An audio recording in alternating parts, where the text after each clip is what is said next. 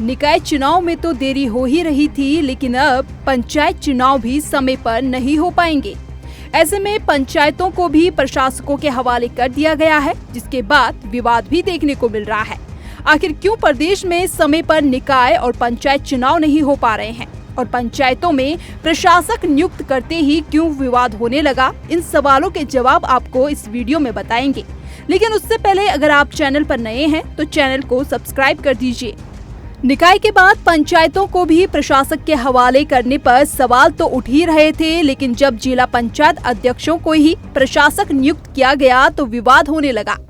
Block के प्रतिनिधियों ने सरकार के खिलाफ मोर्चा खोलते हुए सरकार पर दोहरा रवैया अपनाने का आरोप लगाया और ब्लॉक प्रमुखों को भी प्रशासक नियुक्त करने की मांग करने लगे। ब्लॉक प्रमुख प्रतिनिधिमंडल ने मुख्यमंत्री पुष्कर सिंह धामी से भी इस संबंध में मुलाकात की, जिसके बाद हरिद्वार को छोड़कर अन्य ग्राम और क्षेत्र पंचायतों में प्रशासकों की तैनाती के मसले पर शासन ने 3 सदस्यीय समिति गठित कर दी। समिति प्रशासक की तैनाती संबंधी व्यवस्था का अध्ययन कर 9 दिसंबर को शासन को रिपोर्ट देगी। ग्राम पंचायतों में प्रशासक के रूप में एडीओ पंचायत और ब्लॉक पंचायत में प्रमुख के दायित्व का निर्वहन करने के लिए उप जिलाधिकारियों को तैनात करने हेतु संबंधित जिलाधिकारियों को निर्देश दिए जा चुके हैं। जिला पंचायत अध्यक्ष का कार्यकाल खत्म होने के बाद शासन द्वारा लिए गए निर्णय के क्रम में निवर्तमान जिला पंचायत अध्यक्षों को ही अग्रिम आदेश तक उनको प्रशासक के रूप में नियुक्त किया गया है।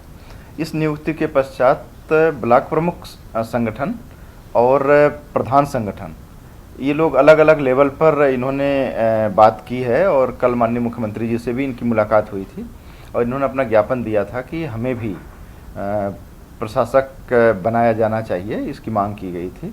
इसके क्रम में आज उच्च स्तर से प्राप्त निर्देशों के क्रम में एक त्रिस्तरीय 3 सदस्यीय समिति का गठन किया गया है, जो एक्ट और सुसंगत प्रावधानों का अध्ययन करके अपनी रिपोर्ट सोमवार तक हमें उपलब्ध कराएगी और उस रिपोर्ट के बेसिस पर आगे की कार्रवाई की जाएगी। उधर सरकार के इस फैसले पर विपक्ष में बैठी कांग्रेस अपनी स्थिति स्पष्ट नहीं कर पा रही है।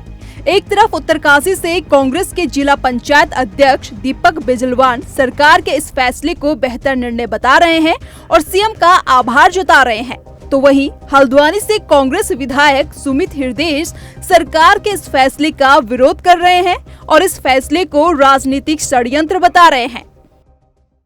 पंचायती राज एक्ट 2016 में हमारा बन के तैयार हुआ है और उसको इम्प्लीमेंट किया गया है और उसी के क्रम में ये जो हमारी जिला पंचायतों को जो प्राविधान है उसमें लिखा हुआ कि पुनर्गठित होने तक जब नई जिला पंचायतें बनेंगी तो 102 के अंतर पर सरकार के पास एक शक्ति है उसको लेकर कि उनका विवेक है कि वो किसे प्रशासक रखते हैं जिला पंचायतों के परिप्रेक्ष्य में।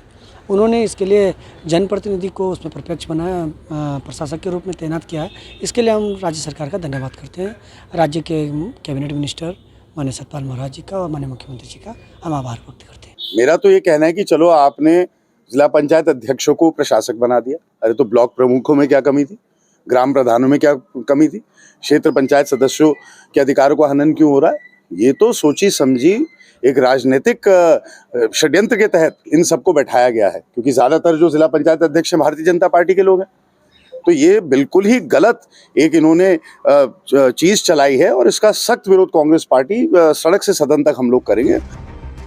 हरिद्वार जनपद को छोड़कर 12 जनपदों में त्रिस्तरीय पंचायत को प्रशासकों के हवाले किया गया है। वहीं जिला पंचायत अध्यक्षों को ही प्रशासक नियुक्त किया गया है।